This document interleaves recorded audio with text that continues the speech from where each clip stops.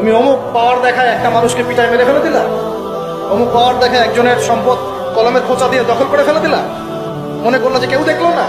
খালি নিঃশ্বাসটা বন্ধ হোক, কবরে যাও, আল্লাহ দেখাবে তোমাকে। খালি কবরে যাও, মুনকার আর নেকির যখন আসবে চোখগুলো হবে নীল রঙের চোখ, ভয়ঙ্কর। কেমন চোখ ভাই? নীল রঙের ভয়ঙ্কর চোখ। আমি বলি একটা হাদিস, কোন একজন নবী আল্লাহকে বলেছিলেন যে আল্লাহ, আমি মারা যাওয়া কোনো মানুষকে দেখতে চাই, সে কেমন আছে। এটা শুনেন ভালো করে হাদিস। মারা যাওয়া কোনো মানুষকে আমি দেখতে চাই, সে কেমন আছে। আল্লাহ পাক সেই নবীর আরজি কবুল করলেন, বললেন আচ্ছা ঠিক আছে দেখাচ্ছি। কবরের সামনে গিয়ে দাঁড়ালেন।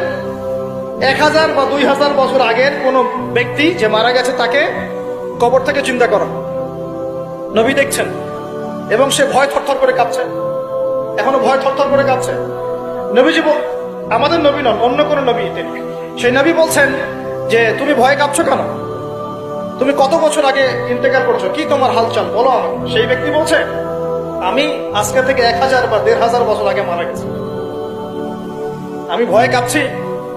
যখন আমি মারা যাচ্ছিলাম, মালাকুল মউত যা আকৃতি নিয়ে আমার সামনে এসেছিল, ওই আকৃতি আমি এখনো ভুলতে পারি না, তাই দেখে আমি থরথর করে কাঁপছি।